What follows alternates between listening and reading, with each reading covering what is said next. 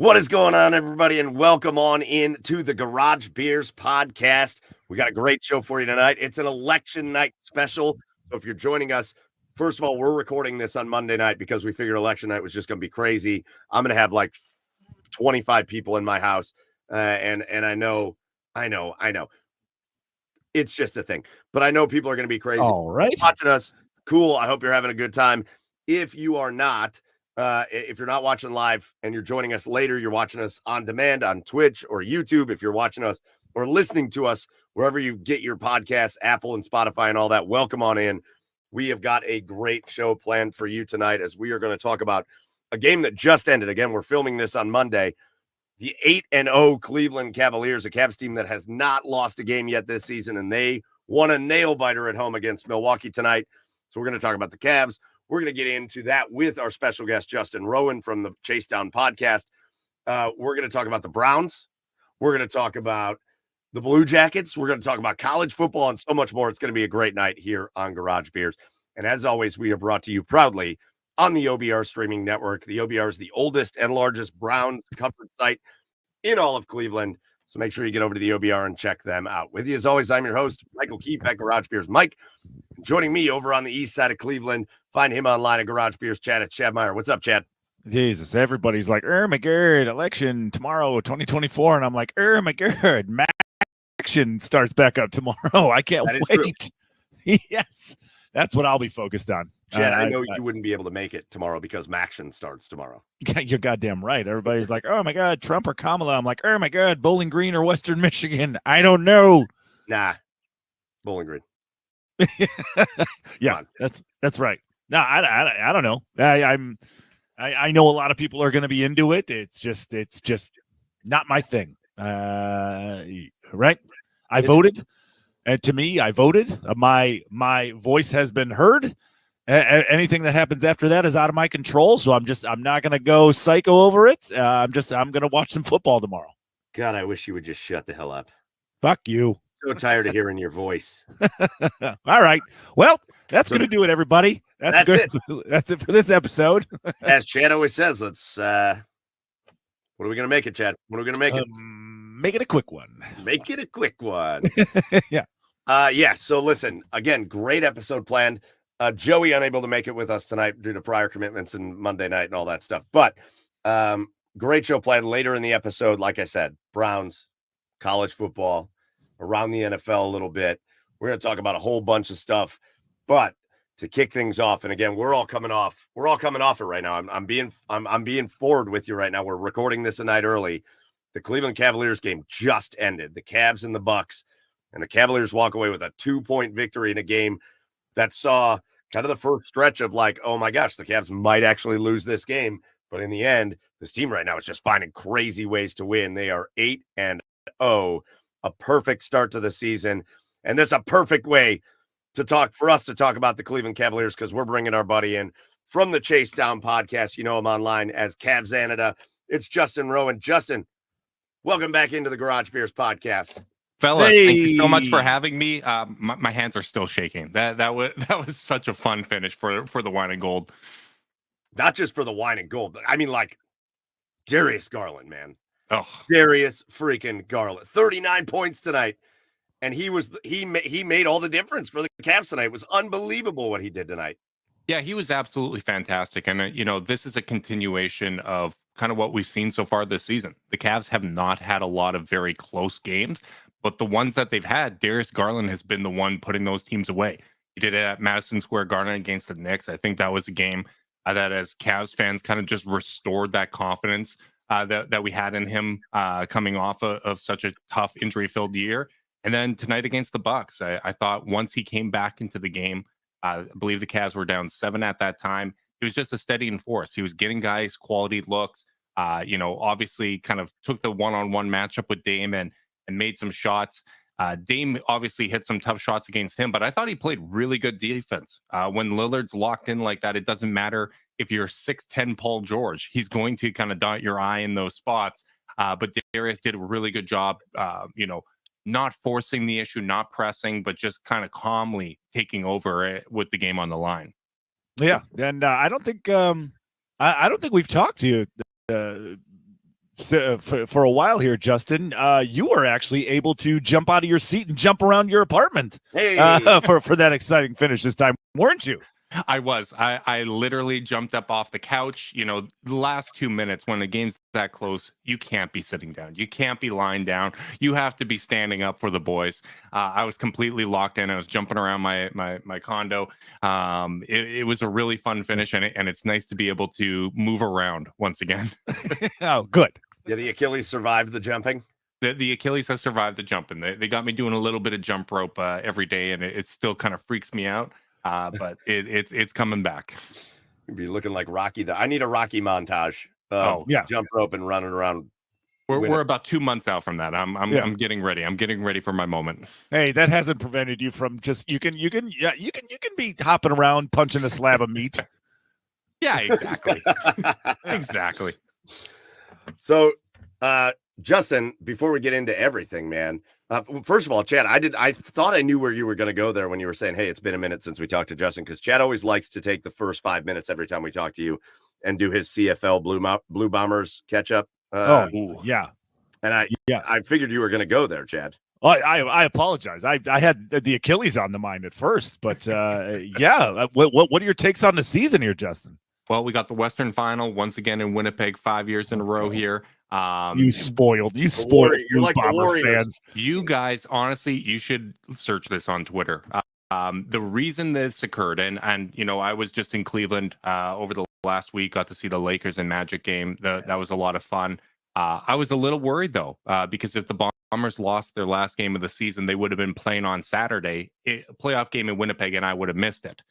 It looked like they were going to lose. They missed the 55-yard field goal with about a minute left. Montreal takes over. Montreal runs out the clock. There's 15 seconds left. They're kicking with the wind. You think the game's over.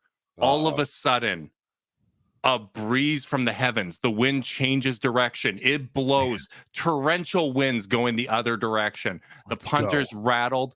He kicks it. It goes maybe 20 yards and backspins into field goal range. Stop it. Winnipeg kicking with the win that time. They punched their ticket to the Western Final. Divine intervention. It made it so that I was going to be able to witness the live playoff game. One game to go to the Grey Cup. I love it. Man, it is the end of October there, so it was probably 30 and blustery, right? Like it's not quite cold yet. That cold yet, right, in Winnipeg? Yeah, right. It was a hell of a moment. You guys should look it up on Twitter. It was one of the craziest finishes to a football game I've ever seen. Yeah. How was your trip to Cleveland, man? You picked a couple good games. Obviously, Cavs getting a little bit lucky with a couple, specifically, play the Magic without Paulo Banchero. We'll take that if you can get it. But then that Lakers game, man, that seemed like, I think people get a little annoyed with all the talk of LeBron and Bronny and, all that, but it seemed like one of the coolest. Like, I couldn't help but just give Cavs fans all the credit for that game, because it seemed like a Rockets crowd all night. And then the Cavs were just blowing the doors off the Lakers. And so that helps. But then just the fans chanting Bronny's name in the fourth quarter. We want Bronny chants going all fourth quarter long. And he comes in and drills a jumper for his first NBA bucket, man. That was a cool night down at Rocket Mortgage Fieldhouse. It was a really cool night. And, I think revisionist history has already kicked in for some people where they're like, they didn't beat anyone in that week. Coming into that game, the Lakers were one of the hottest teams in the NBA. Like, they had just kind of played back-to-back games against the Suns, beat them the first time, lost the second time. Like, that kind of thing happens. All the conversation coming into that game was how well the Lakers were playing. JJ Redick is kind of, fixed the ship there, and everything's heading in the right direction.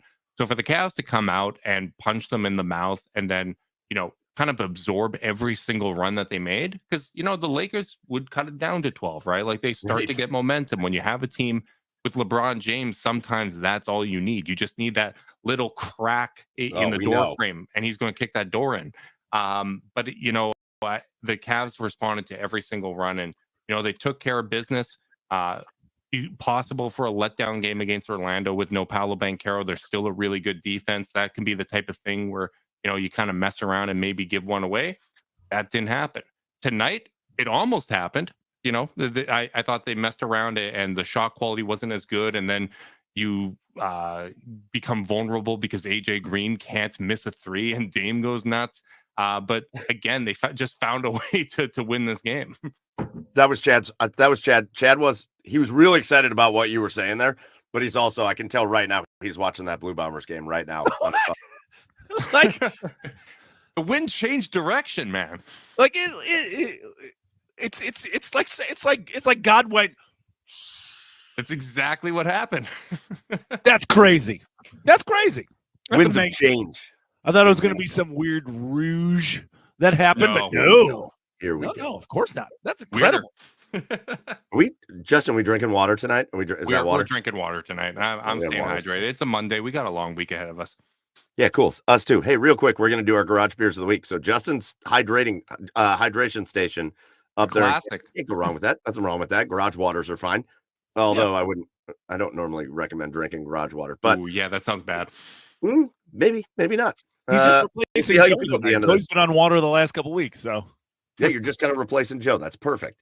Chad, what are you drinking tonight for your garage beer of the week? I don't know. I wasn't going to drink anything because I didn't think I had anything up here in the fridge, but I found a whole hog pumpkin ale. Oh, great beer. So here we go. Yeah.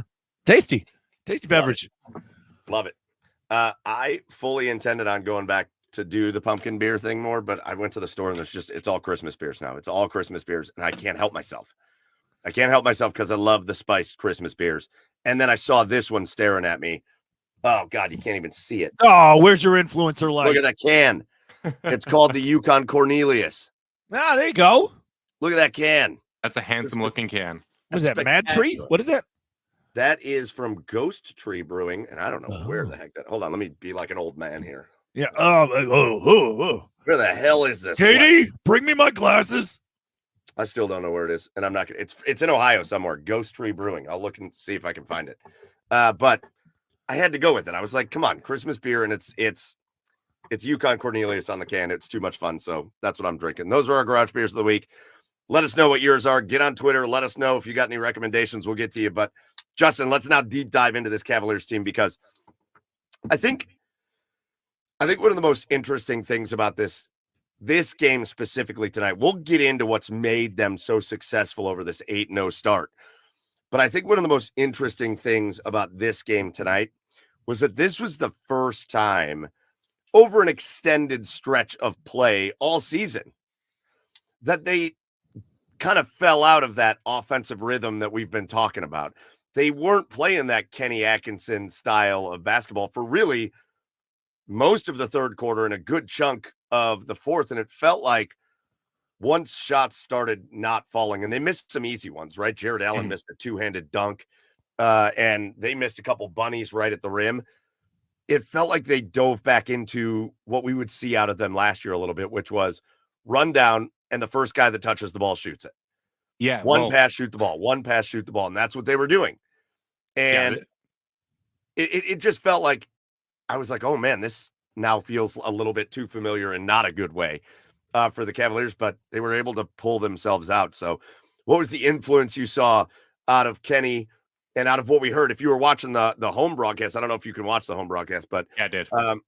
You heard them report that Darius Garland kind of got in Donovan Mitchell's ear and told him to be more aggressive on the bench. And I don't know, what's the influence you saw to that they fell into that trap and then they kind of pulled themselves out? Yeah, I think the only difference between, what was happening there and last year was it was happening faster, which sometimes, like when you take those quick shots, it feels even more chaotic than if they milk the clock and then, took some kind of individual bad isolation shot. It just feels more hectic. And, I think some of it was fantastic shot making from Milwaukee. At the end of the day, that was part of it too. And, Dame got to the line a fair share. But it honestly felt a little bit like the start of the game against the Bucks, the game in Milwaukee, because I felt like they just felt so confident in their shot making that they weren't working as hard to generate great looks, like good quality looks. Like it wasn't like they were taking contested shots, but it was a little too quick. They weren't really working in deeper into their offensive sets and getting to that second and third action. And, it just was unfocused basketball, I think is the best way to describe it. And, it is the kind of thing that can happen when you're playing a team without their best player. You're up 15 points. Like, those are the type of traps that you can fall into. And I think that that's something that will be interesting moving forward. We got to see how this Cavs team handles success, or how are they going to play if they're playing in New Orleans on Wednesday. If Zion Williamson's not playing, no DeJounte Murray, are they going to come out flat? Where's the letdown game going to happen? Because it's going to happen at some point. But well, I don't know, 82-0. We're on pace, Justin. We're on pace. We're a tenth of the way there. Stats, the trends, it's all kind of pointing in that direction. So we can't rule that out. But it's going to happen at some point in all likelihood. And the question is going to be, do those slides escalate? Do they, Cavalanche out of control, where, all of a sudden, losing 1 or 2 games turns into 3 or 4 game losing streak? Can they avoid that? When that happens in games, are they able to rally within the game and turn things around like they were able to in Milwaukee and then again here in Cleveland? Like, just because, it's part of human nature doesn't mean it has to completely get out of control. And I think what you've seen out of them is a maturity and a level of accountability that hasn't always been there in the past. Like, sometimes it's Tristan Thompson yelling from the sidelines. Sometimes it's Donovan. Sometimes it's Kenny. Sometimes, it's Johnny Bryan from the sidelines. Sometimes it's Darius Garland yelling at Donovan Mitchell. All of them seem to be pulling in the same direction, and they all seem to be invested in one another's individual success. And now, I guess going back to Kenny Atkinson, is that part of this new coaching regime that they're under right now? Because why couldn't that happen under JB? That's a great question. I don't think it's any one thing. Like, it would be really neat and tidy to just put it on, the coaching staff. But again, last year it was so weird where to start the year, you have Darius, Donovan, and Karras all dealing with hamstring injuries. Then Darius has the shooting hand injury, the jaw injury. Mobley misses an extended period of time. Donovan wasn't healthy to start the year. He was healthy for a little stretch in the middle. They go on an 18-2 stretch. And then, All-Star break hits. He's out pretty much the entirety of the post-All-Star break stretch, right? Like, there's so many factors that go into it. And some of it might just be, they're a year older. They had a competitive series against the Boston Celtics. Even though guys were out, when you get that playoff experience, when you see a team execute on that level, it gives you an idea of where you need to get to as individuals. So I do think, there was obviously, when you look at how they've responded, how energized they are this year, I think it was clear that it was time for a new voice in the locker room. But I think it really is a variety of factors, from, internal growth to the coaching staff to, just being healthier this time around. Yeah, oh, for sure. And listen, the health bug's going to get you as you go through a season because it gets everybody. Now, hopefully it doesn't do what it did to the Cavs last year, which was decimate the roster by the time you hit the playoffs. But it's even right now. No Karis LeVert tonight, and Dean Wade out with an illness, and Max Strus out. Like, they're missing. Max Strus hasn't even played this year. For some reason, the Cavs always seem to lose an entire position group at a time. Last year, right. It was Darius Garland, Ty Jerome, and Ricky Rubio are out. Like, it's always a position group at a time, and this time it seems to be small forwards for the Cavs. Dude, it's so funny you say that because I saw obviously Strus being out, and then I saw the notification today because I kind of read all day that it sounded like it was going to be kind of a game time decision with Karras and or Dean. Yeah, I got the notification that they were both out. And in my head, I went, Christ, what are they going to do? And I'm trying to think through it. And then all of a sudden, I'm like, oh, yeah, Isaac Okoro plays for this team. Like, taxes Isaac Okoro starting games. Isaac is always going to end up starting games. He's like Jose Calderon back in the day, who's now, with the Cavs. No matter how many guys you try to bring in to replace him, he will find a way to start games. And, that lineup performed pretty well for the Cavs tonight. We could talk about a lot of growth, but the man of the night is Darius Garland, the man of the night. And I'm sitting here watching this guy attacking the hoop and hitting just floater after floater after floater over 7-foot Brook Lopez as he keeps coming out and whiffing on those blocks. And then he just drills that massive 3-pointer. But to me, that the play of the game and the one that really made my jaw drop on Darius, because it showed this, like, the flash was back with him. Not just the flash, but the confidence. The play after he hit that massive 3 late in the game. And they remember Donovan Mitchell's like driving down the lane, and it looks like he's got at least a floater in front of him. He pulls it out, wants to get the ball in Darius's hands. And Darius draws the entire defense in, and it looks like he's going to step back for a three, and he just makes a wizard pass to Jared Allen, cutting down the middle of the lane. Jared makes the layup, and I went, that right there shows me that, like, it's not just a hot night for Darius Garland. It's not just a good start for Darius. Like, this dude is all the way back. That was an amazing play by this guy. That play was amazing. I think, his playmaking has been phenomenal. I don't have the stats updated with this game, but we mentioned on the last episode of the Chase Down, he's back at that point where if you look at players with his usage and his assist rate, the only players with a better assist turnover ratio than him are Shai Gilgeous-Alexander, Jokic, and for some reason RJ Barrett. But when you go back to one game, it's fine. When you go back to 22-23, the only player with a better assist to turnover ratio than Garland was Jokic. Like, he is one of those guys that takes really good care of the basketball, that generates quality shots for other people. And there's so many different things that kind of show that Darius is back. The in-between game, those little floaters he's hitting. I just feel like the difference in strength, people think of it of like, getting by guys, creating contact, that sort of thing, how it impacts you on the defensive end of the court. But I think getting his strength and explosiveness really shows up when you look at his ability to, one, get by guys individually, whether, it's Josh Hart or Mikal Bridges. Like, he was just shaking those guys almost effortlessly. But once he gets past his guy, he's still under control. He's still able to then decelerate in the lane, go up for that little floater, which when he is on bounce, in control with that floater, he has the ability to either, make the bucket himself or at the last minute lob to an Evan Mobley or Jared Allen. And last year, it took him so much effort because he wasn't himself physically. It took him so much effort to get by the guy initially that he hasn't fully shaken him. So the defender is on his back hip. He's not under control when he's throwing up his floaters, and it just threw off his entire game.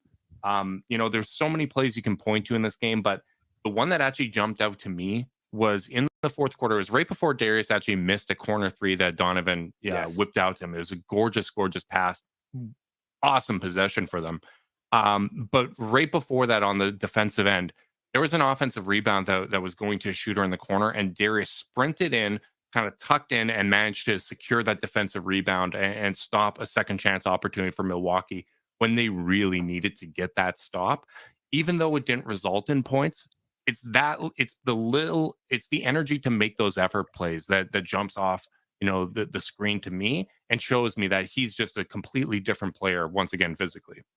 Now, you mentioned, he can get in the lane and lob it up to Evan Mobley. I want to ask you about him. I want to ask you about his game this year. I mean, the one guy that everybody pointed to when Kenny Atkinson was hired was Evan Mobley, and can he unlock his potential? I was just wondering what you're making of his season so far.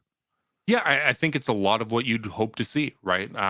We've talked about this before, but Evan Mobley's growth as an individual playmaker, being able to generate shots for himself, that's the most important thing when we talk about assessing this Cavs build. Because if Evan Mobley isn't capable of doing that, then you have to think about, okay, well, what are you going to do with the two big pairing? We probably need to get, a stretch four that can space the floor. Mobley can play as a more traditional center, and that four can kind of guard the rim on defense, and Mobley can still roam, so you're not taking away from him. Like that, those are the type of things you'd have to be thinking about. But if he's able to attack the basket like this, to get a defense to collapse, all of a sudden that pairing becomes a whole lot more viable.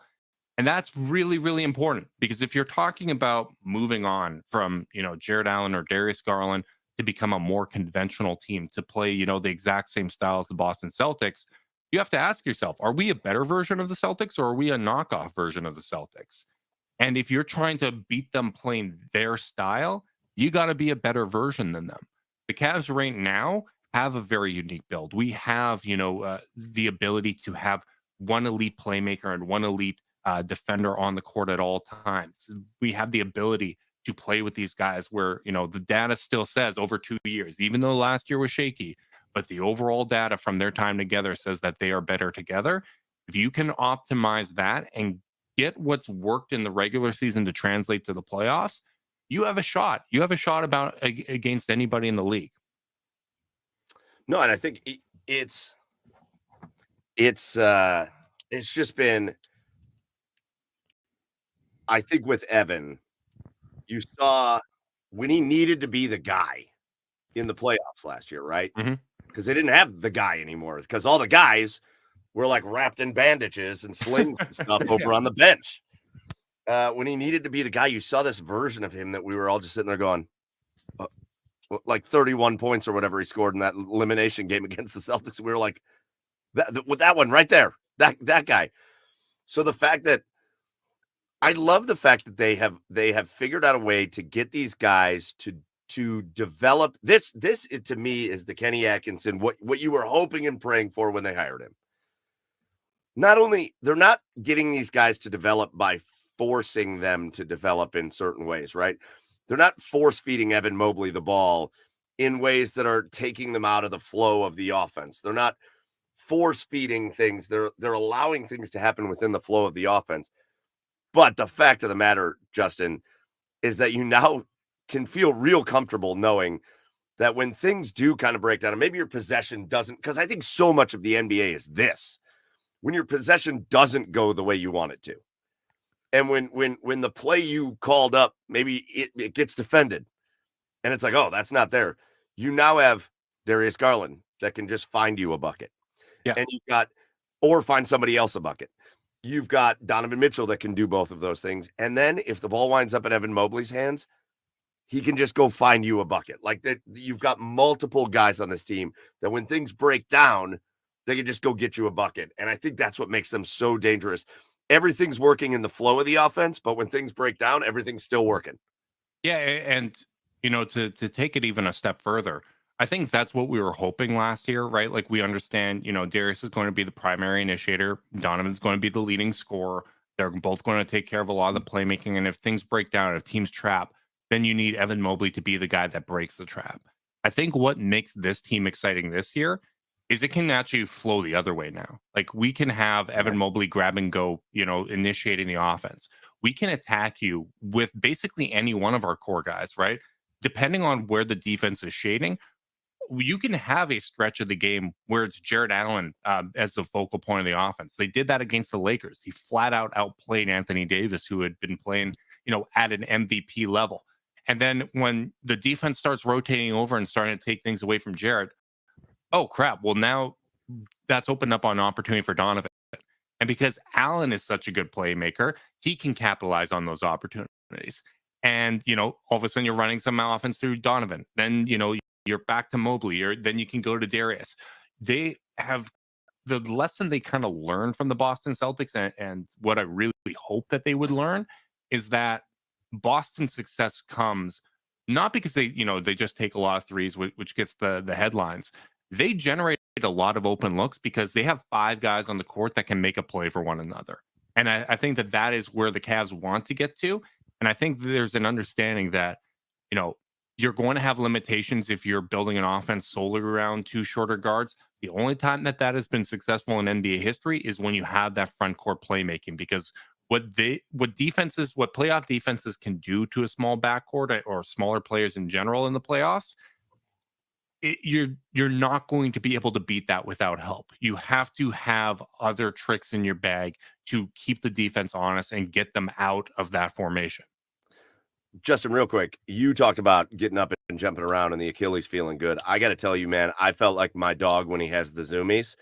When Evan Mobley went up, blocked a shot, grabbed the ball after the block, took the ball down the court, beat everybody down the court, and then posterized the whole Milwaukee Bucks. If you're a Milwaukee Bucks fan, you got posterized on that play by Evan. He posterized the whole Bucks organization and everybody that's ever played for the Bucks. He posterized Kareem Abdul-Jabbar in that play. He posterized everybody. What about Lou Alcindor? Well, for sure, him too. Oh, okay. Him too. They all got posterized on that play. There's just so many of these fun moments going on with this team right now, and it happens every game. It's not just here or there. It's not just one thing, and obviously all the vibes are high on an 8-game winning streak to start the season. And again, we're going to learn a lot about this team when they face that first real adversity of the year and things aren't going well for a couple different games in a row. But man, that play, that's what we, when we're talking about that unicorn guy, when we're talking about, can he be a guy like a Kevin Garnett? Why is Hulk Hogan coming over my shoulder? Or my son's hanging out in the room with me. Can he be that kind of guy? That's the kind of play that he would make, right? Like that's the kind of guy that unicorn guy would make. Do you know how good that play was? That play was so good that when you were talking about Darius, who, I've never made it, I've never tried to hide the fact that I love the way Darius Garland plays basketball. Like that is my guy. I find when he is on, it's one of the most aesthetically pleasing games of basketball that like I can imagine. That play from Mobley was so good that when you said, the play of the night, within the flow of talking about Darius, my mind went to that Mobley play. I completely got sidetracked like squirrel. The fact that he was able to go up, block that shot that high, come down with the rebound, lead the kind of, the charge offensively and dunk on Milwaukee was out of this world. I thought to start the game, he had a couple of shots in close that missed, but there were also times where, he was posting on Bobby Portis, and Bobby Portis was really overplaying on his left hip.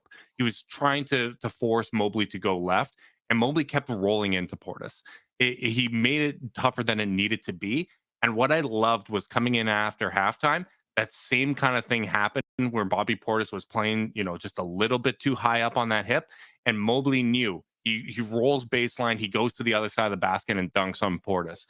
Like, I can just tell that play in particular was highlighted by the coaching staff, and they're like, you can kill Bobby Portis. Like, no disrespect to this man, but you have attacked Anthony Davis. You have attacked so many good defenders already this season. You can do this to Bobby Portis. And to quickly kind of recognize what the defender is doing and having that counter move in his arsenal, that's what you want to see from Evan Mobley. Like, as excited as I am about where he is at, November 4th, I want to see where he gets to by April 15th, because to me, that's the most important thing. And for people that act like the regular season doesn't matter, when you're talking about a young developing team, the growth they show in season, how they problem solve, how they overcome adversity, there's always stuff that does matter from individual seasons. It's when you try to draw sweeping conclusions, from the information and the data of a season without having watched the games. That's when you're going to get in trouble. Well, I mean, if the coaching staff made it that simple, Justin, I talked about this with Mike. I could be an NBA coach. I could be. See this play? Yeah, you can do that. Yeah, go do it. You can go the other way. It's like I don't know if you guys saw this. The quote from Kenny Atkinson during the Knicks game, where at halftime when they were struggling with offensive rebounds, they showed the one play where Jared failed to secure the board, and Kenny just goes, "Fix it." Yeah, right. That's what I'm saying. You did there. Don't do that. That's what I'm saying. Yeah. Right. It just in a game, like, guys, we're missing shots. Stop it. Do better. Stop it. Do better. Who knew? So Justin, here's the question. After an 8-0 start, and not just that, but the attention that I think Kenny and his coaches have put on the rotations and the attention they put on minutes, right? We there's nobody on this team averaging more than 30 minutes a game. I don't know if that changed after tonight. Yeah. But coming into this game, not a single player on this team was averaging over 30 minutes a night, which is a pretty drastic change. When you think about the first 10% of this season has come and gone. And when you look at what they've done, and not just riding high on the 8 wins, because they've done great, but again, losses are going to come. But how has your outlook on this season been affected by what you've seen this team do through 8 games? I don't think my outlook has changed a ton. I did pick them to be the 2 seed coming into this year. I think Boston's going to be really difficult to deal with, even in the regular season, even without Porzingis. I don't think the outlook has changed, but one of the things Carter and I did in the preseason was we kind of went over our outlook, But then we also talked about, okay, what percentage confidence do we have in this? Like, what's kind of the range of outcomes? And for me, it just feels really good that the process and how this is occurring for the Cavs is happening in the right way, right? Like you're seeing that growth out of Evan Mobley. Like if they got out to an 8-0 start, but Evan Mobley kind of looked like the same player, you'd be a little bit, you'd have that in the back of your head. It's okay. He's still, a defensive player of the year candidate that's getting you 18, 10, and 3. And even though the box score numbers aren't dramatically different this year, part of that is they're playing less minutes. But like, even though the box score stats aren't like dramatically different, how it's occurring is what is different. How it's occurring is what makes you feel better. And it feels sustainable, right? Like, that there's other gears that they can get to, right? Like there's still going to be Max Strus. Like you've seen how Dean Wade, Karis LeVert, Sam Merrill, George Niang, like up and down the lineup, all these role guys are playing better this season because they're put in a better context by both how good the core has been and how, the improvements to the structure of the offense. Same thing's going to happen to Max Strus. Like Max Strus shot 40% last year from 3 in the games Darius Garland played. Like that small change of context, it put him in a better position and he capitalized on those shots. They have such a great offense, but so far the starting lineup has not been playing well offensively. Like they have an offensive rating below 110. Like that's not good at all. It's barely a net positive on the year. But I still feel really good. Like I feel like they've played better than the results here. And I feel good about Dean Wade's ability to slide into, the reserve kind of 4 role that George Niang spot along with, Darius or Donovan, Sam Merrill, Karis LeVert or Strus. Like I feel great about Wade's ability to slide into that role. So I feel like there's another gear they can go to by getting healthier. And I feel that there's another gear they can go to by getting the starters to play 36 minutes when they need to, right? Like that's going to make them better when their starters are playing normal starter minutes. So it's just a really exciting time. We'll see how they stack up against the best teams in the league. But that Boston game is looming. It is. Yeah, looming. the Boston games are always going to be, a measuring stick throughout this regular season. You want to see how they play against teams like OKC. You want to see how they play against a healthy Philadelphia and a Knicks team once they've kind of found their footing this season. But I think the style of play is what they will need to do in order to beat those teams or to compete against those teams. And, if they can commit to this style and keep building upon this, it's going to come down to execution. And I think that's where you want to be, where it comes down to, it's a great played series. Which team executed better 4 out of 7 times rather than, they hung around a little bit, but like structurally and, the makeup of this team, like they're just not on this level yet. Like you want it to be about the competition rather than those like existential questions about the makeup of the franchise. Well, that's what I was going to say. That was my last thing I was going to say was there can't be anybody in this organization sleeping better right now than Kobe Altman, because the questions that man faced in this offseason, and to be honest with you, I have a level of admiration for him now that I didn't have before, because he was stubborn this offseason. And in a way that I think is going to pay off, right? There were a lot of questions this offseason on, is this the kind of roster that can win in the NBA? Is this, and again, we're only 8 games in, so I'm not going too crazy with it, but is this the kind of team and structure and roster that you can win with? And he said, I'm going to double down on that.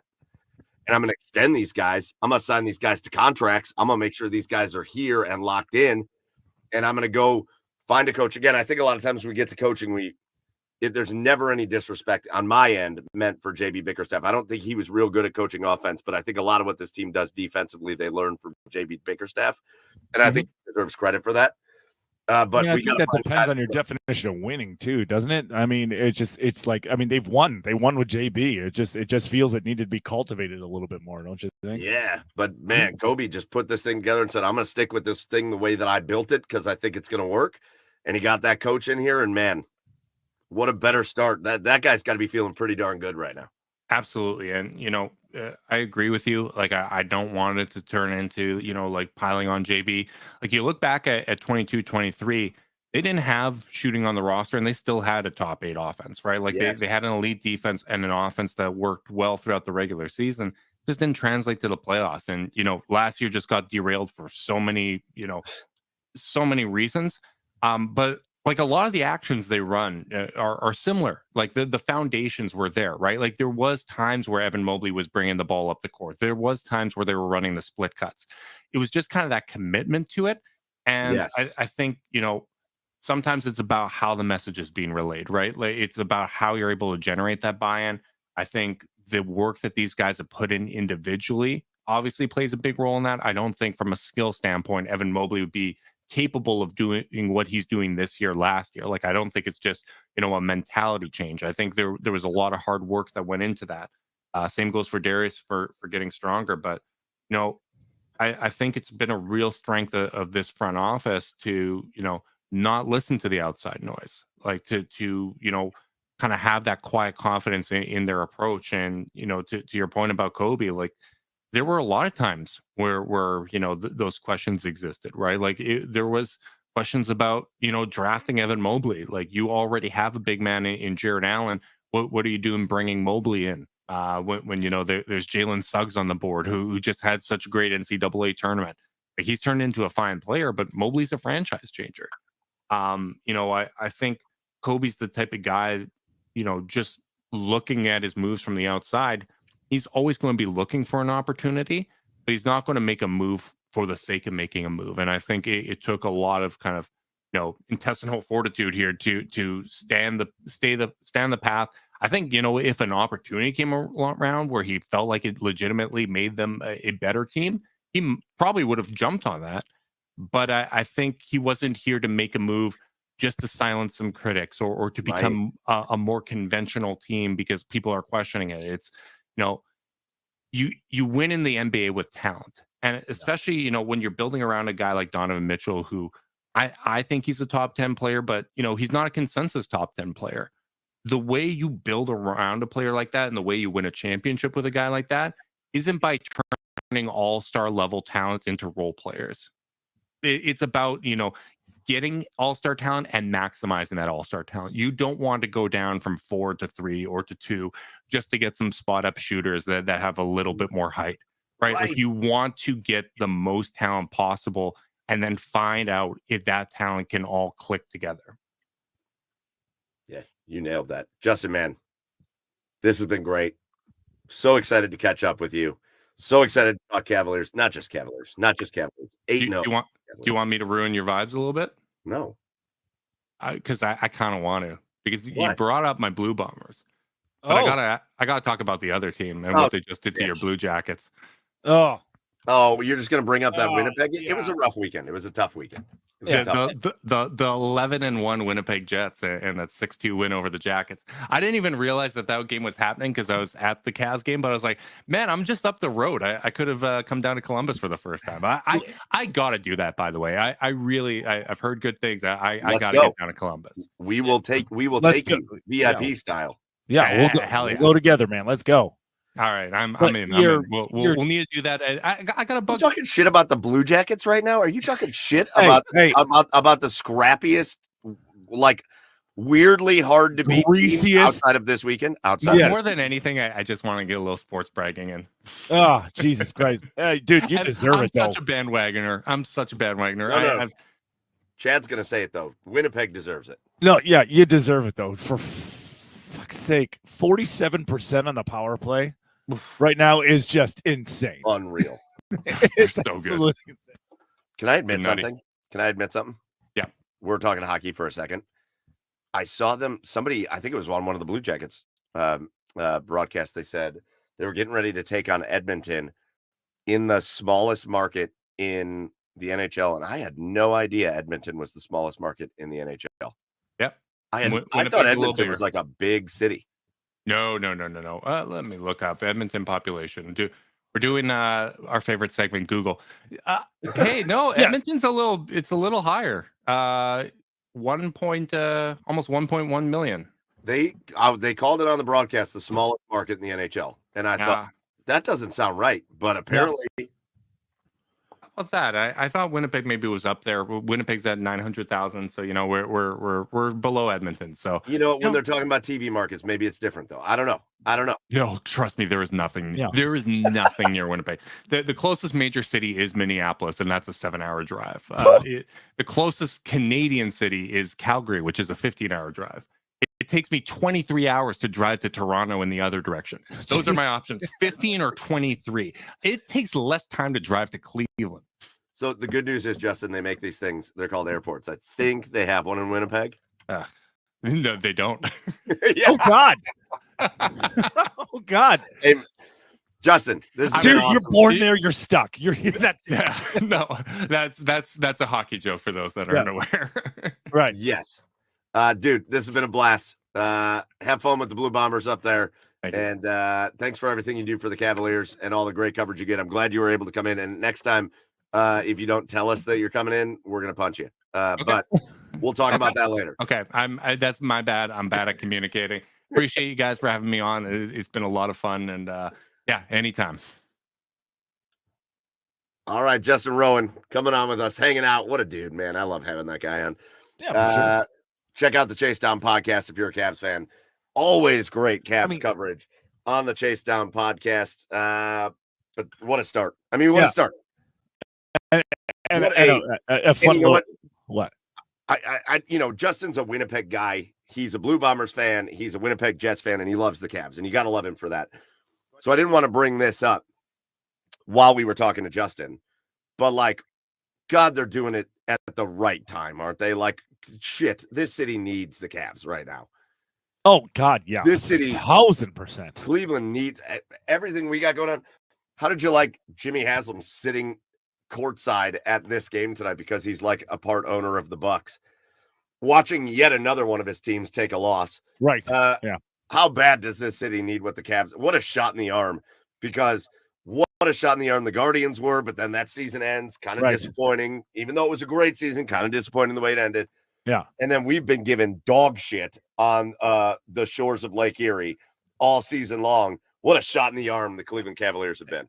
I don't even want to begin to think of what this city would be like if they didn't have an NBA team right now. I don't even I don't want to know. Ugh. because the Cavs are just I not only are they good, but they're a nice distraction right now, if anything else.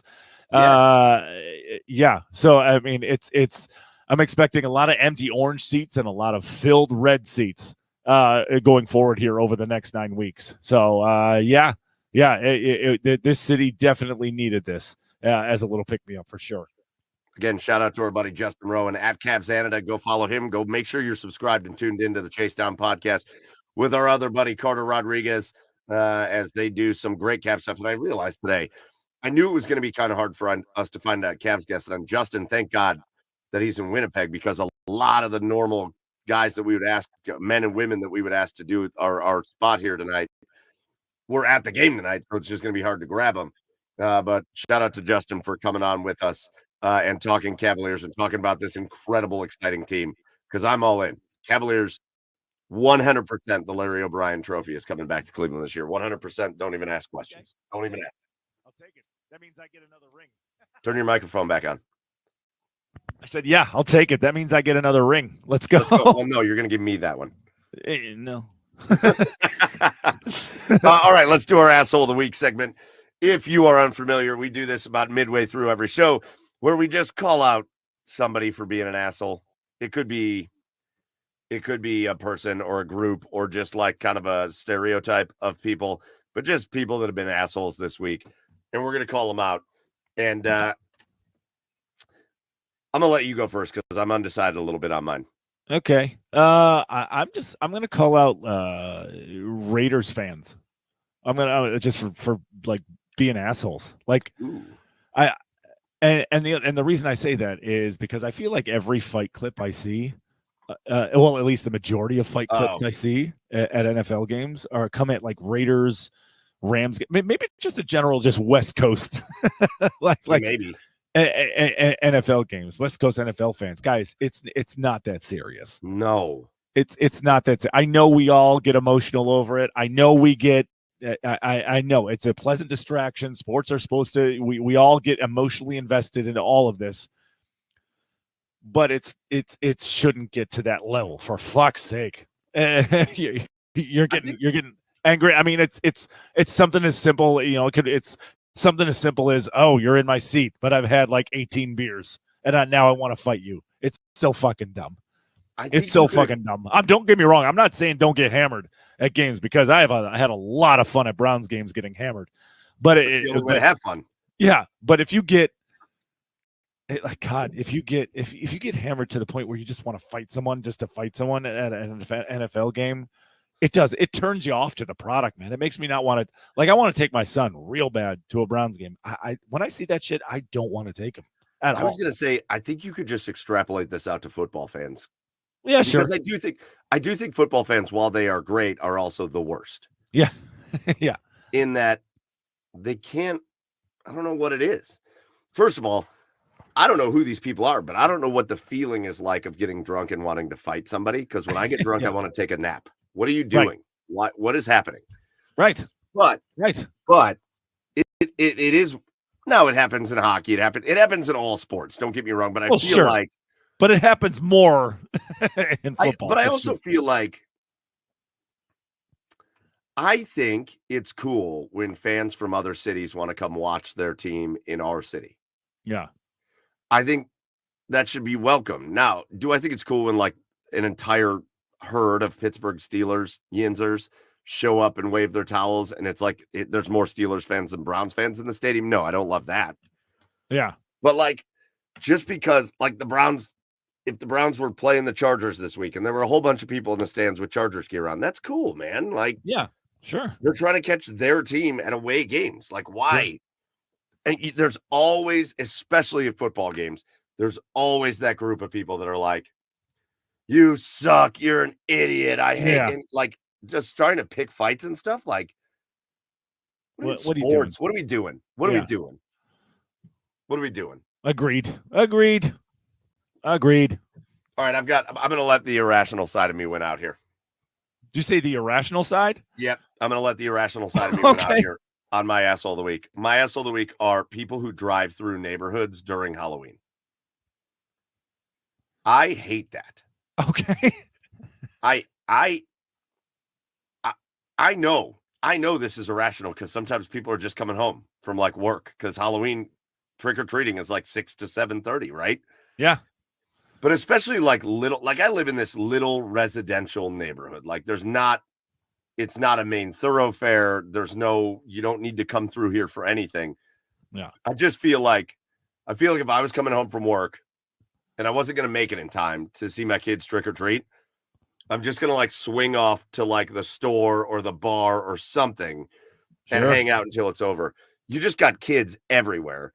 And they're running all over the place, and they're excited about candy, and they're crossing the street, and they're crossing back. And obviously, you got to teach them to watch for cars and all that. But like, I saw like 20 cars driving through my neighborhood on Halloween, and it just made me irrationally mad. Like, just go away for like an hour and a half, and then come back. It's fine. Like speeding through. Well, that especially. Yeah. But also, I'm going to tell you, this is irrational. I'm telling you it's irrational. I might sound like an idiot there. You know the one that really pissed me off the most? What? The Amazon delivery truck. Ah, okay. Get out of here for a minute. Just like, listen, I want my stuff.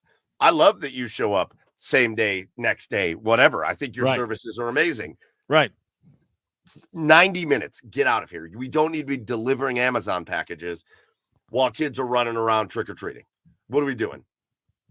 It made me mad. I got mad, and I think, you know what? It's a little asshole. I think there's a little part of me that's right on this, even if a lot of me is wrong. I will acknowledge that probably a lot of this is wrong. Sure. But like, I think a little part of me is right. Okay. Well, I like the confidence in that little part of you. Well, how do you think I've gotten where I'm at? You're welcome, self. You're welcome, self. Oh, God. All right. Secondary asshole of the week is the Cleveland Browns, and now we're going to talk about them. Fuck them. Oh. Yeah. So I made a post, Chad, and I want to hear your thoughts on this. I made a post, and I said, you probably saw it. I said,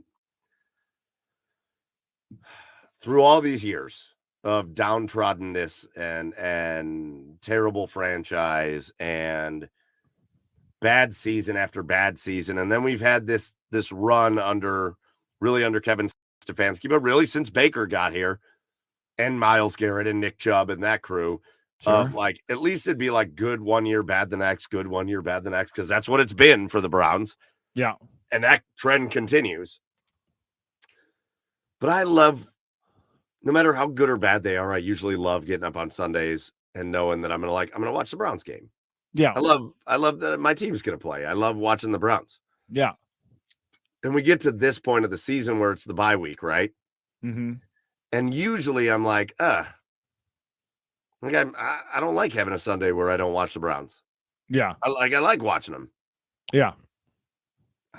I'm the way this season has gone and the way this organization and everything is going right now, I'm so excited to not watch them on Sunday. Yeah. It's a weird feeling for me. I could not give two shits that they're not on Sunday. I'm like, cool. I probably won't even watch football on Sunday. I'll probably just out. They have disconnected me so much through the Deshaun thing and then the antics of the fans versus the players and they're yelling, oh, you lost the players. And everything about this organization has just lost me, Chad. Yeah, it's a different type of disconnect this year. Yes. Man. You're right. Because in years past, and I've said it on this podcast before, I've decided like a long time ago, at least I think it was probably 4 years ago, that I was not going to let the Browns ruin my Sunday anymore. Like it wasn't a case of me like not loving the Browns, because I'm always going to love the Browns, but it was just 25 years of getting my dick kicked in. You know, it was just getting my dick kicked. And I wasn't going to get so invested anymore to where it was going to ruin my Sunday. Like I'm talking in years past, like if they would lose, I wanted to sit, I wanted to do nothing else. Right. It would ruin me. It would ruin my Sunday. And I just can't do that anymore. But I was still excited to watch them. I still got up every Sunday and be like, let's go. Let's watch them. Win or lose. Like, I'm still going to watch them. This is a different type of that now, man. Just between the decision that they made to make the swing and the miss. And again, this can't be ignored. If Deshaun was playing like the Deshaun they expected to sign, this would be a very different conversation we're having right now. 100%. But the fact that they're doing this and that they've decided they wanted to, self-sabotage a season, that the fact that there's just seems to be no accountability anywhere for this, and now like you said, you're pitting players against fans. This is just, not only are you going to lose generations if you do this, you're losing generations now. As Mike just said, everybody, you're losing generations now that grew up with this team. You're not that you're ever not going to be a Browns fan, but the fact that you're just so disconnected, that just says something. It just says something about where this team is at right now. And it's so aggravating. Well, it's so aggravating. Listen, go back to 2017. They didn't win a game. Right. But you had Deshaun Kaiser and you had Isaiah Crowell and Corey Coleman and I don't know, like Danny Shelton was on that team, and you had Derek Kindred as one of your starting safeties, right? Like, of course you didn't win any games. It was like the worst roster in all of history was that 2017 Browns team. Right. But you know what? You would watch every week and you'd go, wow, we know this. Like, it's terrible. Like, they can't win with this roster. Like, we know they're not going to win. We know they can't win. This year. But you know what, though? That team played hard. They did. What I saw on Sunday, and I'm not even going to go to the quarterback to start. What I saw from those defensive backs on Sunday. Yeah. The inability to communicate, to run simple zone coverages. Right. To run a simple cover 3 or a simple cover 2. The inability to understand when And again, this is on like your all pros. Right. I think Juan Thornhill was a total F up in this game. But Right. you know who else was? Denzel Ward. Yeah. What was he doing out there? No one knows. And then there goes Martin Emerson getting burnt again for a touchdown. And there goes, I think Greg Newsome played. I think Greg played actually a pretty decent game. He made a couple big plays for the Browns. But like, yeah. Now we're talking about the fact that this is Joe Woods defense level stuff. Right. Like you have a defense that was supposed to win you games. Right. That is now, we got guys just running wide. Like, right. You realize that I could have thrown for 300 yards against the Browns on Sunday? Yeah. Yeah. Oh, I'm sorry. I just got to throw to a wide open guy streaking down the sideline. Right. Oh, okay. That's fine. I'll do that. All right. I mean, yeah. There was, I think it was the second wide open touchdown where Denzel didn't know. You could see it. He didn't know whether he was supposed to take the flat, even though there was a guy coming over to take the flat. Right. Or whether he was supposed to go with his man. He just assumed he had over the top coverage. Yeah. Well, guess what? Cover 3, his over the top coverage is in the middle of the field. Right. There you go. Streaking down the sideline. Like, I think that's been the disappointing thing to me. And it started at the beginning when Amari Cooper is bad to start the year. Yeah. And when your offensive line, even before they all got hurt, was bad to start. Like when Wyatt Teller was bad to start this year. Joel Bitonio had his struggles to start this year. Yeah. This isn't just, and again, don't get me wrong. The worst part of this team is Deshaun Watson. Yes. Don't get me wrong. And don't come after me and be like, well, see, Deshaun. No, you stupid idiots. Anybody that I keep seeing these morons. This might be my asshole number 3 of the week. These morons coming online after this last week's game when Jameis struggled and being like, see, it wasn't all Deshaun. Yes, it was, you stupid morons. Yes, it was. It's always all been Deshaun. Yeah. Yes, it was. Yeah. It is all Deshaun. But when he's not out there, it's these other guys. I think there's some guys that played well. Sure. Man, I think that defensive line played really well. Yeah. Mike Hall was great. I mean, shit. How about Myles Garrett with 3 sacks and 4 plays? That was amazing.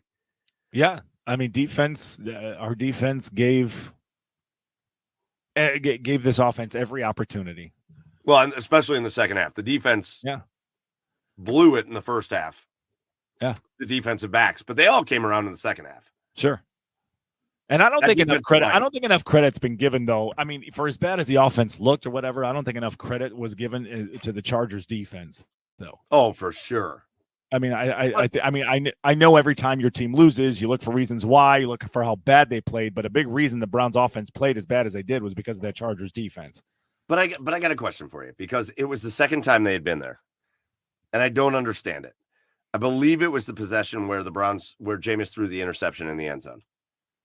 They had the ball 1st and goal from the 5. Right. I'm not Mr. Run the ball all the time guy, but no. But we already saw it. Here's my problem. These discussions sometimes lack context. Sure. We already saw the Browns get shut out in the red zone by that Chargers defensive secondary was spectacular in this game. Yeah. And especially when the Browns got into the red zone, that Chargers defensive secondary was amazing. It's incredible. It was incredible. So you get all the way down to 1st and goal from the 5 and Nick Chubb can't find a carry. Right. And I know he didn't run the ball great. Sure. But contextually, look at what they've done to you so far. Right. That defensive backfield's been great. So 1st and goal from the 5 and Nick Chubb can't get a touch. He can't get a touch. I mean, they were also stuffing the run a lot too. So I understand. Yeah. But who's your workhorse? Who's your A, you're on your backup quarterback. B, you don't really have a traditional number 1 wide receiver anymore. Who's your real number 1 dude on that offense right now? Sure. Yeah, no, you can't find a touch at 1st and goal from the 5. Yeah, it's Nick Chubb. No, I totally get what you're saying. But I mean, we've seen this happen in the past, but it's been with Stefanski with the play calling is He kind of sometimes he tends to go in panic mode when the run game isn't going, and he tends to get away from it. And I think that's the reason. I don't disagree with you at all, because he should have gotten a carry inside the 5. But the way the defensive backs were playing in that game, the way Derwin James and company were playing, and Derwin James was everywhere in this game. Yeah. I don't think I would have been mad if they would have just 3 straight times given the ball to Nick Chubb. Yeah, sure. And you can think that's overly simplistic, and you can get mad at me for being like, oh, that's not the modern NFL. But guess what? The modern NFL was your offense. Your passing offense was getting shut down in the red zone. Yeah, well, and you have an elite level back. Give him the ball and see if he can make something happen. Well, in 1st and goal from the 5, though, there's still instances where traditional football takes over. It's okay. Right. It's okay to have a good running back. Right. Like, that's where we disconnect a little bit. I know I argue with a lot of guys on the OBR because they're very forward-thinking football guys, and they're wicked smart. But, like, it's okay to have a good running back and to just be like, we're going to give this guy the ball. Even if he's been stuffed 10 straight plays before that. Because you know what Nick Chubb can do. He can go 10 straight plays of getting stuffed and then break it for a touchdown. Right. The dude's got to get a touch. Sure. The play calling has been bad. The execution has been bad. The discipline has been bad. Outside of individual performances, it's all been bad. It's all been bad. It's been miserable. And I wish this was week 15 instead of week 10. Just because I've never wanted a season to end more than this one right here. Even in the 0-16 season, I've never wanted a season to end more than right now. 100% correct. It is. It's just too much, man. It's just it's too much, and we shouldn't. I don't know. We shouldn't have to go through it. Right. So, anyways, Cleveland Browns on the bye. So thankfully, we don't have to act like we give a shit about what they're going to do next week, because I don't know. But the trade deadline is coming up, so we will see if the Cleveland Browns. The early reports are Zadarius Smith is probably on the move, which I think is a fine trade. Yeah. You'll probably get a 5th for him or something like that. Yeah.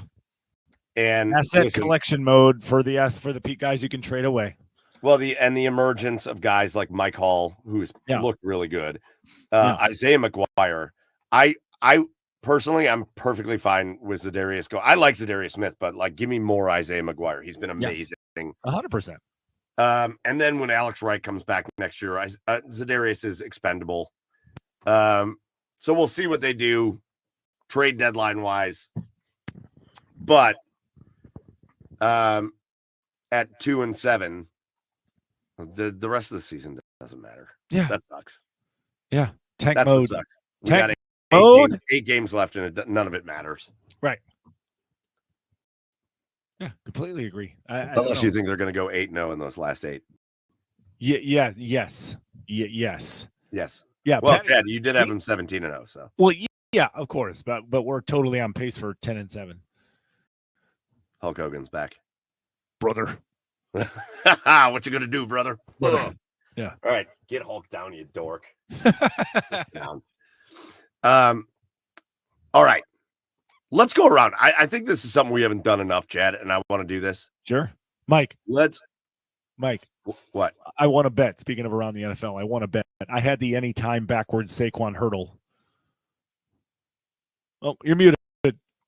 Dude, I heard that was like a 27,000 to 1. Yeah, does so much money. I'm going to retire early off that bet. Okay, so just go there. What?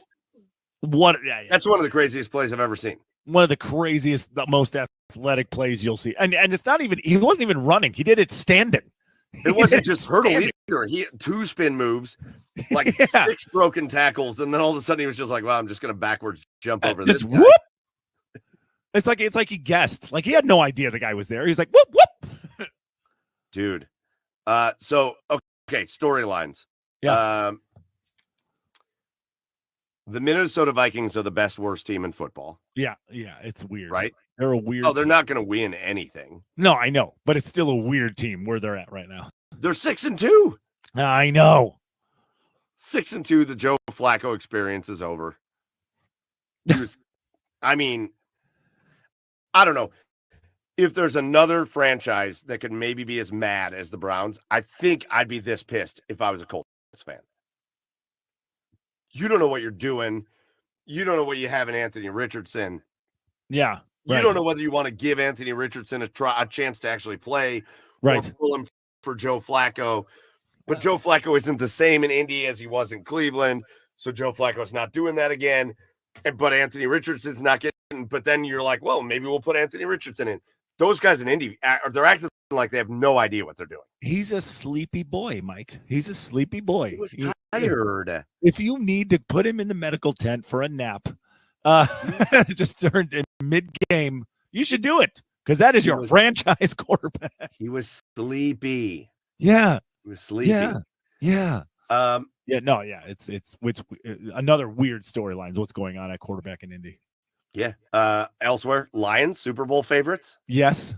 Please, God, please give me, for the love of God, give me a Detroit and Buffalo Super Bowl. Okay, so obviously the Lions-Browns connection right now is that the Lions are looking for an edge. The rumor is that they're trading for Zadarius Smith, which I think is what should happen. Right, of course. But some idiot, I hate that I'm going to bring this up. Somebody posted if the Lions offered 3 first-round picks, a second-round picks, and Jahmyr Gibbs for some reason. Oh, the Browns, Myles Garrett, would you take it? Oh, Mike, that was Mike Tannenbaum, former NFL GM. And there's a reason why he's former NFL GM, Mike Tannenbaum. He done been fired. You taking that deal if you're the Browns? That's ridiculous. No. But I will say this, though. Say if Myles ever asked to be traded and he made a whole hubbub like Stinkabaloo about wanting to get out of Cleveland and asked to be traded, yeah, Stinkabaloo. Write it down. And the Lions offered that. Yeah, like I'm hitting accept right now, of course. But that's only if Myles really wants out of Cleveland, which he never does and he never should, and the Browns never should trade him. Yeah, we have this thing in Cleveland when things are going right, we just assume guys want to leave. Like, he's never said it. Like, right. And then I see reports that are like, well, he's been pretty well known that he's unhappy here. No, he hasn't. Yeah. Stupid idiots. No, he has not. I wouldn't be real excited about that trade. I wouldn't be real excited. I wouldn't be like, oh, the Browns just – those first-round picks are second-round picks because with Myles Garrett, the Detroit Lions for the next 3 years are Super Bowl contenders every year. Well, sure. So those 3 first-round picks are all second-round picks. The second-round pick is the third-round picks. And who gives a shit about Jahmyr Gibbs? Like, I like Jahmyr Gibbs is a fine player. Who gives a shit about him? Well, I mean, I don't know. Nick Chubb's nearing the end of his career. And Jahmyr Gibbs, by the time the Browns are worth anything after that trade, is also going to be nearing the end of his career. Well, I mean, either way, you're at least getting 2 firsts for Myles, should he ever want to be traded. Yeah, but if he asked to be traded, I'm calling like Jacksonville and being like, hey, you want Myles Garrett for 2 firsts? No, you got to do right by Myles with that, man. Here, you want Carolina, you want 2 firsts? 2 firsts. We'll give you Myles Garrett. 2 firsts. You got a chance of those being good picks. 2 firsts, a second, and Xavier Leggett. Done. That's it. Well, listen, I love Myles Garrett. I love him. He's my favorite player. He is a Texas A&M Aggie. We've got connections. I don't have to do right by Myles. We'll get to that in a minute. Speaking of A&M, I don't have to do right by Myles. I got to do right by the Browns. If I'm the GM, I got to do right by the Browns. So I'm calling the shittiest teams, being like, "Hey, 2 firsts, and you can have Myles Garrett." Yeah. No. Point taken. Huh? Hey, New England, you don't have a quarterback. You want Myles Garrett? I mean, they kind of got a quarterback. Well, actually, that would be a good team to try to trade him to. Get a bookend edge, even and still up and coming, but still those first three first rounders will be like a top 10 pick. Yeah. How about this one? Game of the week was the Rams and the Seahawks. That game was unbelievable. That was insane. Unbelievable. Yeah. They're little murderers row out there. I think the NFC West is filled with teams that are better than what their record indicates. Yeah, 100%. Those are tough teams out there. Look at all the injuries in San Francisco right now. Yeah. And then finally, I almost said St. Louis. The Rams are getting healthy. Yes. Right now, they're starting to get because remember at one point the Rams, every single offensive lineman was injured, along with Puka Nacua and Cooper Kupp, and I don't know, like Matt Stafford was throwing to like Joe Smith from BYU from the Keenan and Kel football All-Star game. Not Keenan and Kel, you idiot. That's what I meant. Key and Peele. Jesus Christ. Keenan and Kel. Yeah, welcome to Good Burger, home of the Good Burger. May take your order. Go to Chicago for a minute. I think Bears fans are experiencing just what it's like. Listen, you might be mad at Matt Eberflus. You might be mad at roster construction, but I also think you're just experiencing what it's like to just be so bad for so long. You're learning how to win. Right. And you're just going to take the growing pains. Man, the Cardinals smoked the shit out of the Bears. But, like, if I was the GM of the Bears right now, I'd be like, listen, first-year quarterback, Caleb has looked majestic at times this season. Sure. We're just going to take our lumps this year because this just naturally – I feel like the Bears are just naturally going to be significantly better next year. Oh, yeah, 100%. They got offensive line issues all over the board now. That's one thing they did not address in the offseason. That's one thing they needed to address in the offseason. So, I mean, Caleb, he's not – I don't think he even has the ball for a second before he's just running for his life, scrambling, trying to make a play. For somebody's elbow dropping his ass off the top rope. Basically. So, yeah, he has significant offensive line problems, the Bears do. So that's one thing they're going to need to address in the offseason. You can't address everything in one off season. So, yeah, that's where their biggest problems lie. I mean, defense is great. They got a lot of injured starters injured right now, but the defense has been great outside of Tyreek Stevenson, you bastard. I still think cut that guy a break. I know. I'm just kidding. He was still let's fight is what it is. Well, he left practice. I don't know. It's a little weird. Hey, real quick. I talked about the Colts maybe being one of the teams in the NFL that could be as mad. Their fans can be as mad as Browns fans. Ooh. How about what? Oh, well, here's a storyline for you. Pat Mahomes is being helped off the field by trainers right now. Oh, shit. Well, speaking of that, another team that's fan base could be as mad at their team as the Browns. How about the Dallas Cowboys stink? Yeah, they're terrible. They stink. And now it comes out. They thought Dak Prescott had like a minor injury, and it turns out he's like on like maybe an indefinite, like we don't know when he's going to come back. I'm sorry. I'll get to the Cowboys in a second. Do you know who the backup quarterback for Pat Mahomes is right now? Ooh. Who is the backup for Pat Mahomes? Mr. Sunshine on my goddamn shoulders, Carson Wentz is about to enter the game for the Kansas City Chiefs. That's right. Okay, poor Kansas City. Baker Mayfield's about to get another win. Oh, well. It's a tie game, though, right? Hello? Where you at? Oh, shit. Sorry. Ha! What'd you say? It's a tie game now, right? It is a tie game right now. Yes. Butker just made the extra point. All right. Yeah. Here we go. Yeah, okay, the Cowboys suck. And just think of the investment that you just made. You gave Dak $241 million guaranteed of a $243 million contract. And you put out that performance. Listen, I know he threw for a bunch of touchdowns last year, but I think that stat was a little inflated because most of it came within in the 20-yard line or inside the red zone. He has not been good, but you You made that investment, and now you're kind of paying for it here. I mean, again, there's issues all over the place on that team as well. Injuries to key players on the defensive side of the football, and then you can't run the ball for shit.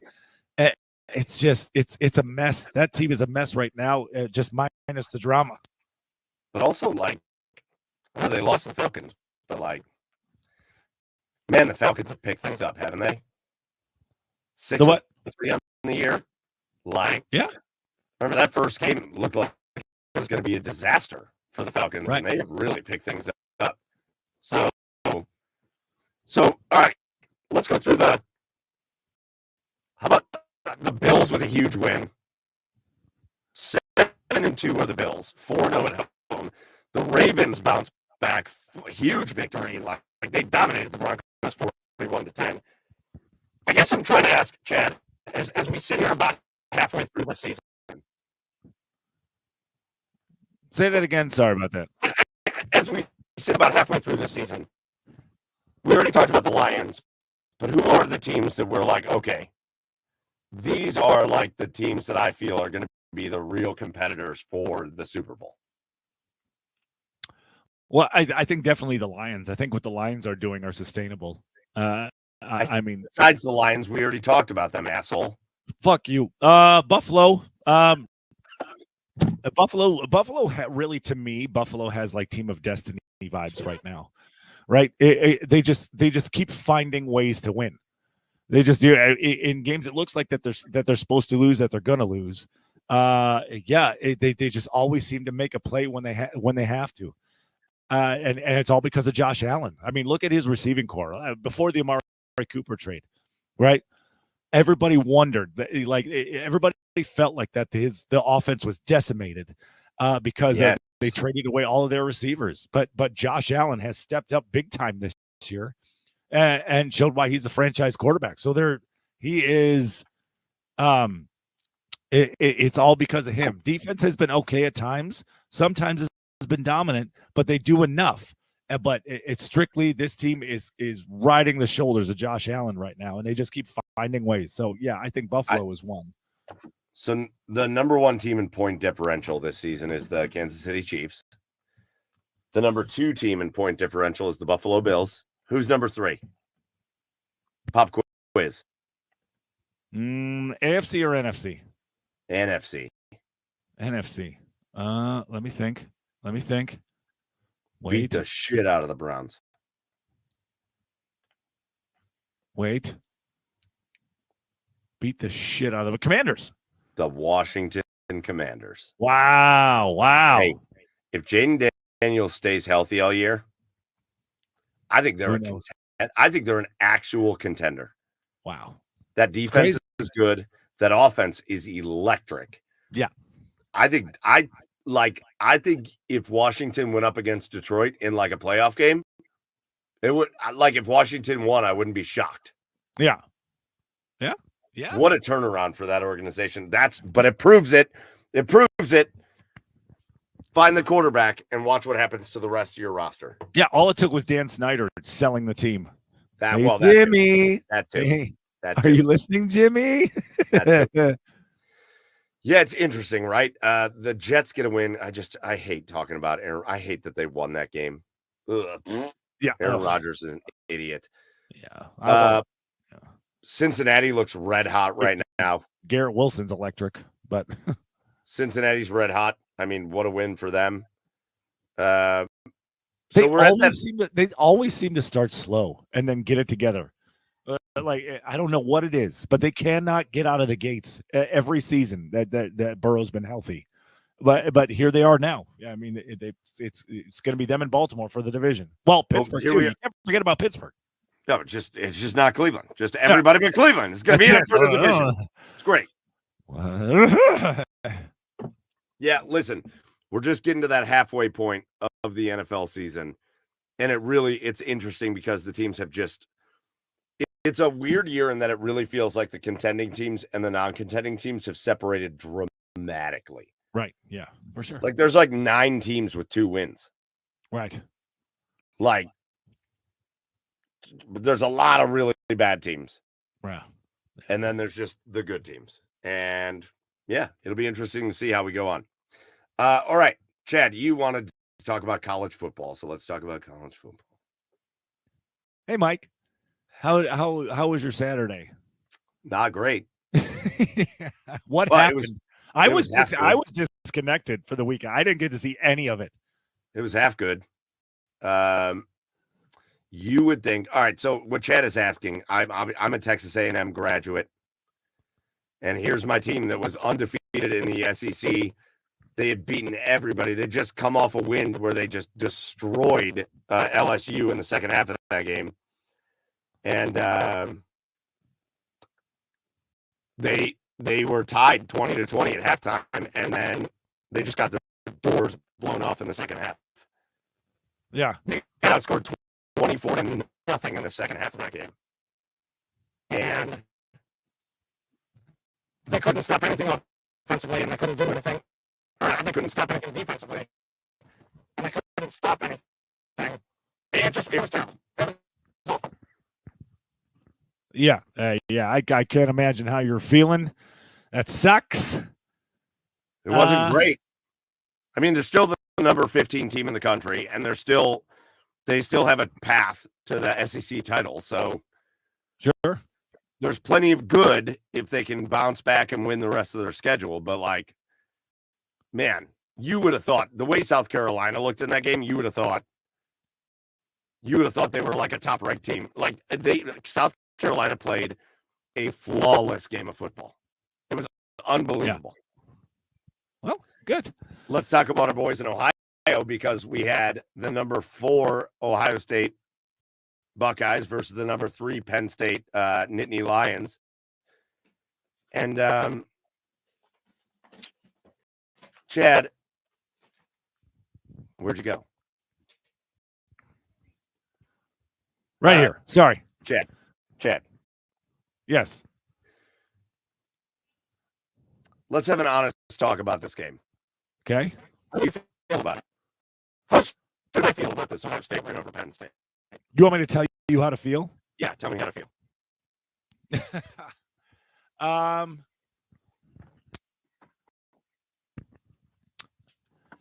I mean, again, I didn't watch it, but from everything that I've seen, all the highlights that I've seen, from the narratives that I've been looking up, it looks like that Ohio State kind of got back to power Ohio State football there, especially at the end. So it looked like the defense was back. I mean, it looked like they finally were able to get physical up front to be able to close out a game. So should I be encouraged? Yeah, I think I should be encouraged from that, especially given that the fact that this team feels soft, and it's felt soft for a little while. But should I be encouraged by that? Yeah, sure. I think that's what I'll take away from that, at least for everything I've read. Again, I didn't see the game, but yeah, I think you should be excited. It's a big game. Hey, you should be excited about any big game that you win, for sure.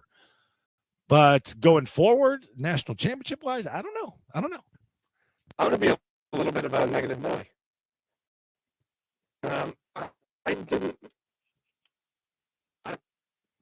Ohio State is just so much more far superiorly talented than Penn State.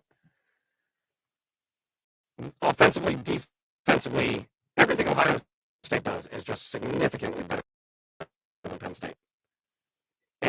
And dude, I didn't leave this game overly encouraged. I didn't want to say it on Saturday because I'm like, I don't want to rain on everybody's parade, but like from a running back perspective, and I know, listen, you can look at the stats of the game and then you can watch the game and you can see two different things. Quinshon Judkins ran for 6.8 yards a carry. He had a couple big runs where he just burst through a hole and went. But like in a big game with a defense that actually knows how to defend, because I don't feel like that's Penn State. I don't know that I saw the vision there for a guy that can like Like I remember when Ezekiel Elliott like carried Ohio State past Alabama into the national title game. It was vision and it was smart running. And Quinshawn is like a guy that just like finds a hole, hits it, and goes. But like, if he thinks a hole is going to be there, he'll hit it and go anyways. And you're like, oh, there was never a hole there. Like you just slamming yourself into a defensive lineman. People may disagree with this. I think Will Howard makes way too many losing plays every game. And they can overcome most of them because they're more superiorly talented than the teams are going up against, even Penn State. I don't think Penn State really was the number 3 team in the country. I think that's outrageous. And I think a 20-13 win over Penn State, in the way that game went down, I watched every bit of that game. I'm not impressed at all with what Ohio State did. I know that's going to be unpopular. I know it's an unpopular take. I know people are like, but it was number 3 and it was on the road and oh my God, it was a record crowd at Penn State. I wasn't impressed. Okay. Yeah. I mean, I don't have any rebuttal because I didn't see the game. I was impressed. Chad, I was impressed with certain plays. Sure. The interception right before half was unbelievable. Okay. I wasn't impressed. Will Howard made like 4 plays that should have lost them that game, and they overcame it. Okay. I think they're going to run into Oregon again. And I don't know that I have the confidence to say they're going to beat Oregon. And then I'm looking at some of these other like really good teams across the country going, I don't know if they've got it. I don't know if they have it. I know they won and we should be excited and all that, but I wasn't real impressed by Okay. this. Well, I mean, we're going to find out here. I mean, you still got a couple of games looming. I mean, you got Indiana. Purdue and Northwest. You got Purdue and Northwestern these next couple of weeks, so you have a chance to really get right. But then you have Indiana scares me way more than Michigan does. Of course. Way more than Michigan does. Well, if you lose to Michigan this year, Ryan Day is gone. Yeah, 100%. Listen, You lose to Michigan this year, bye.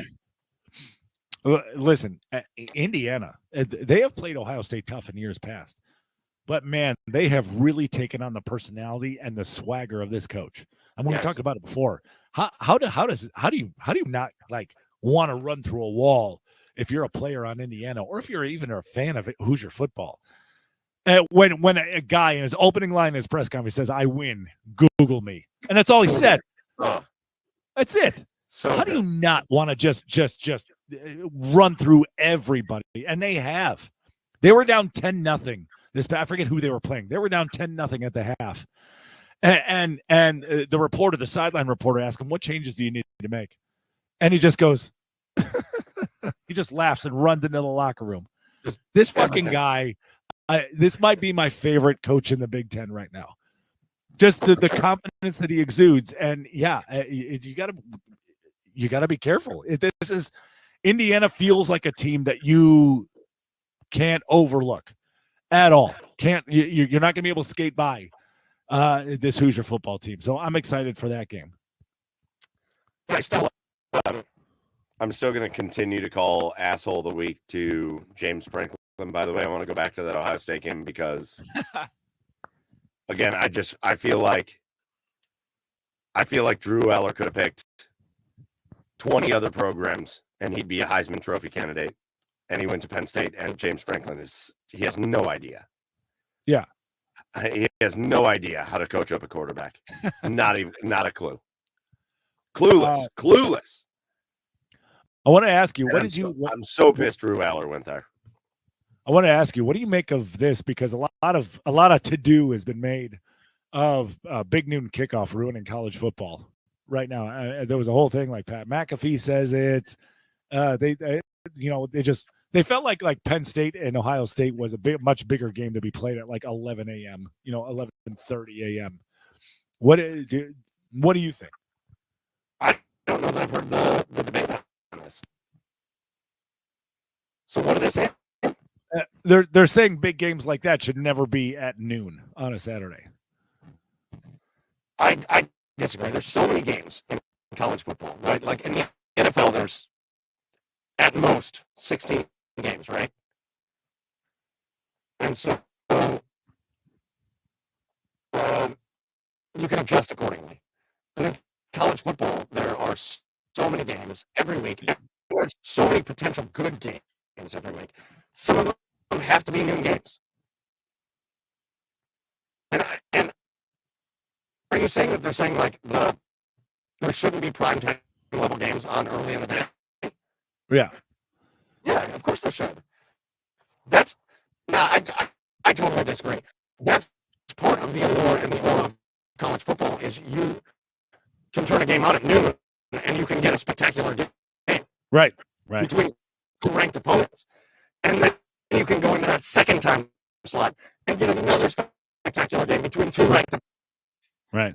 A night game between Georgia and whoever, whatever, and then that's a spectacular game. Nah, I don't buy that at all. Okay. College all right. is supposed to be all day Saturday, beginning to end. You don't want to turn your TV off.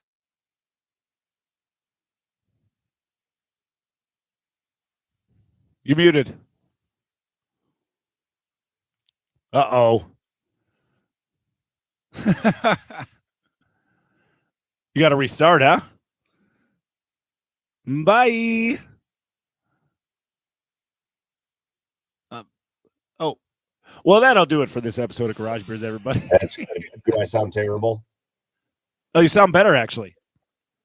Oh, all right. It's not. I was going to say it's not going to let me restart because I'm the one recording this. No, I know. No, you sound in a tin can. Sounds now. okay? Great. You sound great. Oh, do I sound terrible?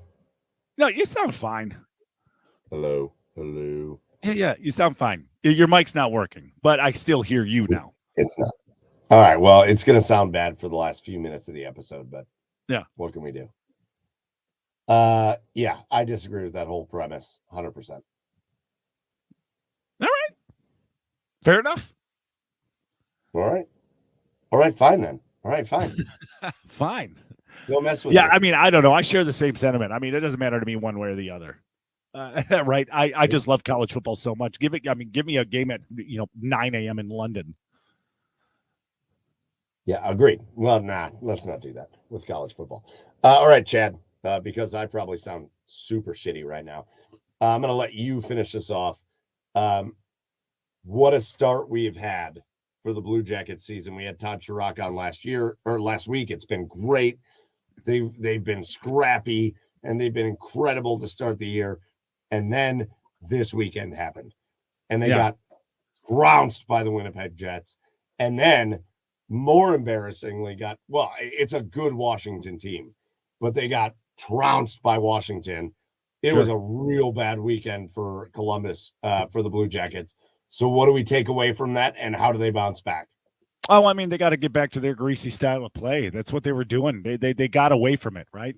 They weren't skating as fast. They weren't being as dominant in the neutral zone as they have been. They weren't forechecking as hard as they have been. They weren't doing what they need to do. They weren't able to get into the dirty areas, right? It's just all the stuff that makes a scrappy, grinded out hockey team good, and they just got away from that. So, I mean, Coach Evison ran them hard in practice today, and they're going to get back to that. So, I mean, it's you knew. I mean, again, this wasn't a team we've never claimed that this was like a Stanley Cup contending team. This wasn't going to be a team that we didn't know how many wins this was going to translate to with this style, but they were fun to watch. They got away from their style. So I think they're going to get back to it. Obviously, I mean, you have to be confident that they're going to get back into it because Evison is not going to let them deter from the way they play too far before heads start to roll. So yeah, he's gonna get back to it, and they're going to be just fine. I do think that is a great, Chad, and I think that's I think it's an area the Blue Jackets haven't had over the last few years with two first-time head coaches. But when things go bad, right, like they do with every team in the NHL, Right. Do you have a coach that knows how to get you out of it? Right. Do you have a coach that understands how to motivate you to get out of the tailspin? Right. And I believe Dean Evison is that guy. Yep. Like, I'm buying into that. Totally agree. Well, that's it. All right. All right, Bye, man. everybody. Bye. No, come on. Let's say goodbye properly, and then we'll get out of here. I don't even know what episode is this. I didn't even say it at the beginning. Jesus. No, you sure didn't. Jesus. I'm sorry. I've never done this before. Episode 237 Wow, we of will. the Garage Beers podcast in the books. Let's do our thank yous and let's get out of here. First of all, big thank you to our special guest tonight, Justin Rowan from the Chase Down podcast at Cavs Canada, for coming on and talking Cavs basketball with us, the 8-0 Cleveland Cavs. We had a great time with Justin talking Cavs basketball. Shout out to the OBR for hosting us. Make sure you subscribe to the OBR on Twitter and on YouTube and Twitch, and go to the OBR.com and hit subscribe and do all that. Go on, Chad. Oh, no. Nothing. You raised the mic. I thought you had a thing. No, well, I was going to say, are we going to cheers? Oh, my God. I didn't even do it. Yeah. Yes, we're going to cheers. I'm sorry. We didn't even do our cheers of the week. All right. Mine's an easy one. I'll start off with mine. Cheers of the week. I'm sorry. It's like I've never done this before. Cheers of the week. And I'm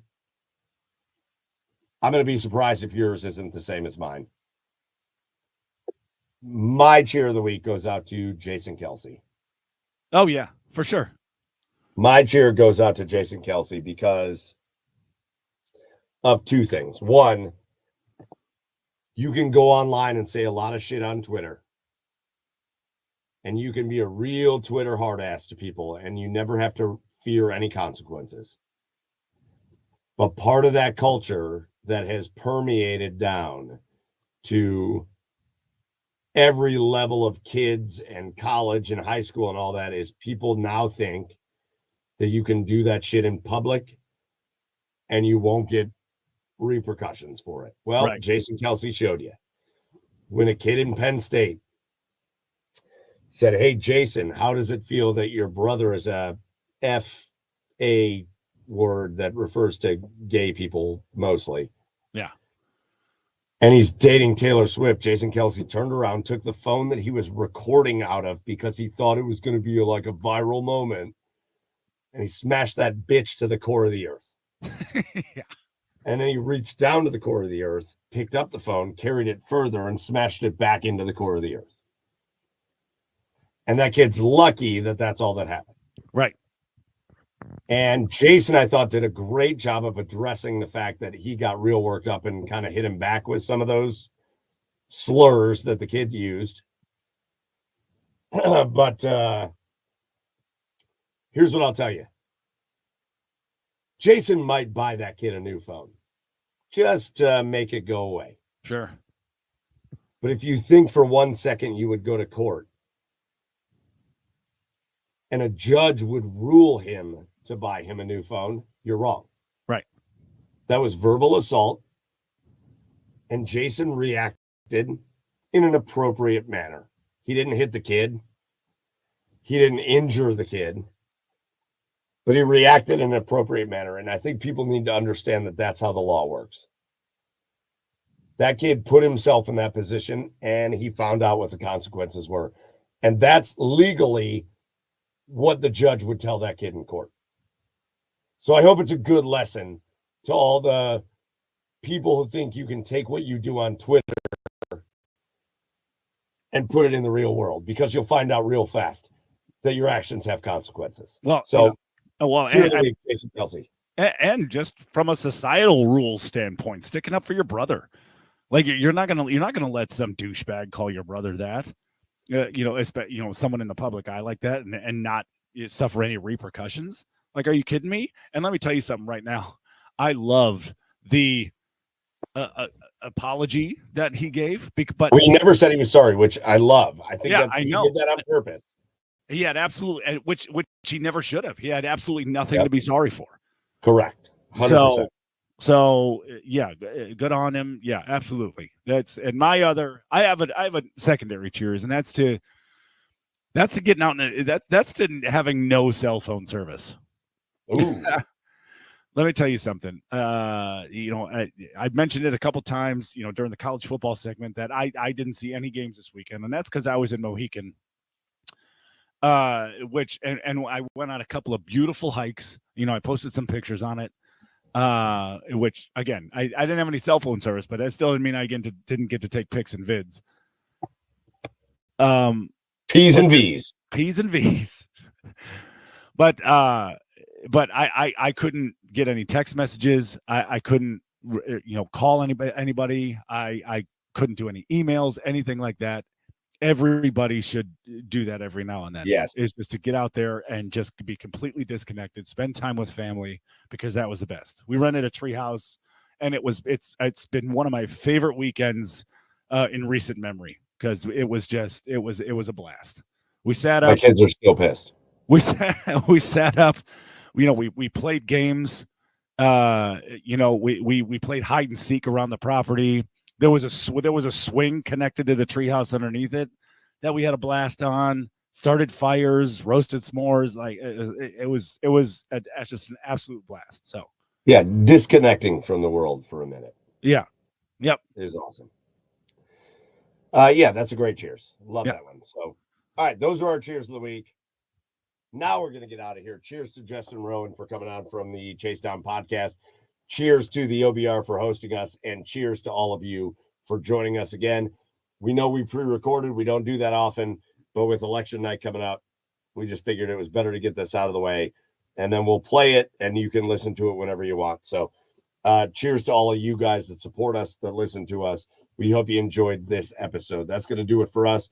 Joey couldn't make it, but for Garage Beers Joe, Joey Whalen, for Garage Beers Chad Meyer, I am Garage Beers Michael Keefe. Go follow the show at The Garage Beers on all the socials, and we will see you next week for episode 238. Until then, cheers, and we'll see you later, everybody.